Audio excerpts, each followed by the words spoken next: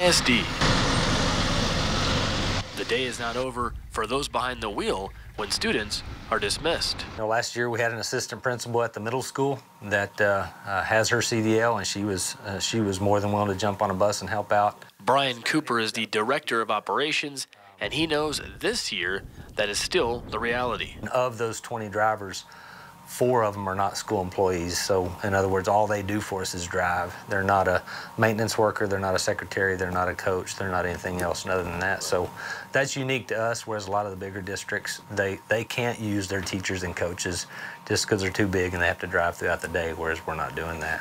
While bigger school districts are limited, smaller school districts have the benefit. Having coaches, teachers, and other staff that are willing to drive a bus and have the license to do so is really invaluable to a school district. PBT ISD Superintendent Brent Jaco says they have them as subs if they need them. We have a couple principals that drive, actually.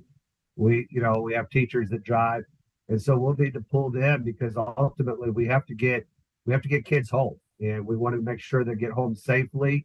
And that's a top priority of ours. For both school districts, having enough bus drivers doesn't mean they can take their foot off the gas. I can think of 3 folks that come May, this is going to be their last year. And so they're already letting us know, hey, this is going to be my last year driving. So we're thinking ahead of who is it that we can get in to possibly fill that route or be a sub driver. You have to have a CDL.